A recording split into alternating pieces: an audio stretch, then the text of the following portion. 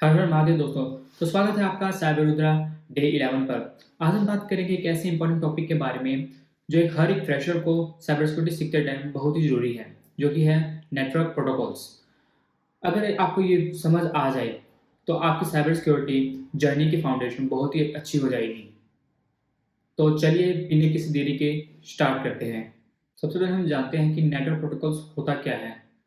जब हम network internet पे कुछ चीज़ सर्च करते हैं या कोई डाटा शेयर करते हैं तो उसका ट्रांसफ़र होता है। तो एक वो ट्रांसफ़र एक स्पेसिफ़िक तरीके से होता है।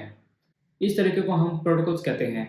ये प्रोटोकॉल्स बेसिकली डिसाइड करता है कि कैसे आपका डाटा एक डिवाइस से दूसरी डिवाइस में जाएगा। किस फॉर्मेट में डाटा शेयर होगा या कैसे रिलायबल ट्रांसफ़र होगा।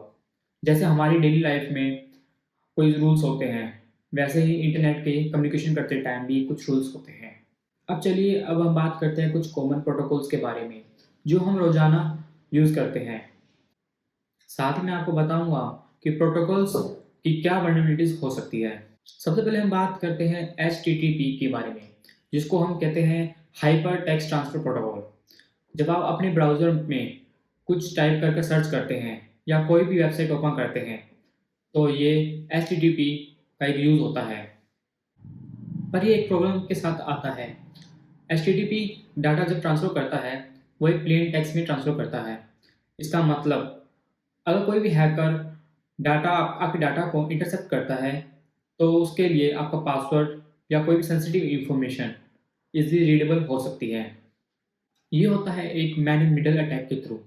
इसमें क्या होता है, हैकर आपके और सर्वर के बीच में आ जाता है और डाटा को चुरा लेता है।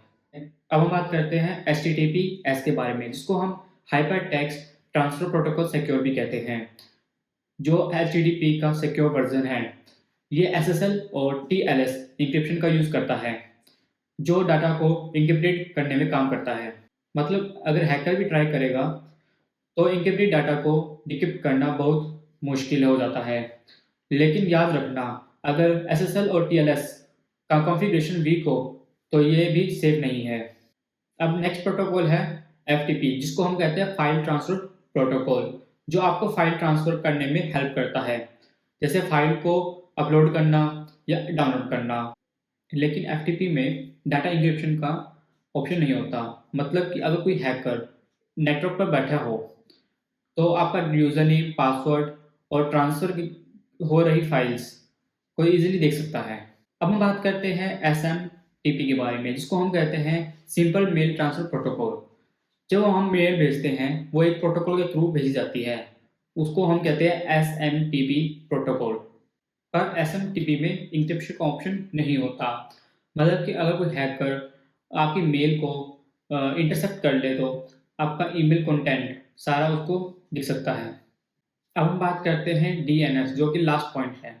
डीएनएस को कहते हैं डोमेन नेम सिस्टम। जैसे कि आपके जो वेबसाइट का डोमेन नेम है, उसको आईपी एड्रेस में कन्वर्ट करके करता है।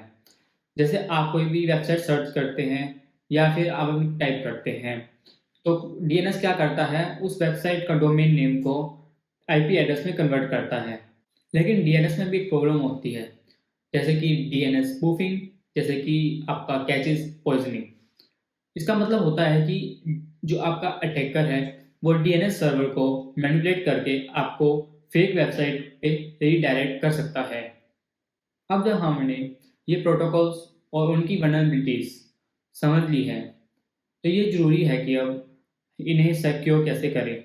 सबसे पहले आता है एचटीटीपी को सिक्योर करने के लिए हमेशा एचटीटीपीएस यूज़ करो जब सेंसिटिव इन्फॉर्मेशन ट्रांसफ़र करें। एफटीपी के लिए एसएफटीपी या फिर एफटीपीएस का यूज़ करें, जो एफटीपी से ज़्यादा सिक्योर है। तो दोस्तों, ये कुछ कॉमन नेटवर्क प्रोटोकॉल्स और वल्नरेबिलिटीज़ थी। हर एक प्रोटोकॉल की एक अपनी ही इम्पोर्टेंस है, पर अगर हम इन्हें फ्लो में समझें, तो इन्हें सिक्योर करें, तो हम अपनी ऑनलाइन सिक्योरिटी को बहुत ही बेहतर बना सकते हैं। अगर आपको ये वीडियो पसंद आए, तो लाइक, शेयर, कमेंट ज़रूर करना और सब्सक्राइब करना बिल्कुल मत भूलना, और अपने दोस्तों से साथ ये वीडियो प्लीज़ ज़रूर शेयर करें। तब तक के लिए स्टे सेफ, स्टे सिक्योर। हर हर महादेव।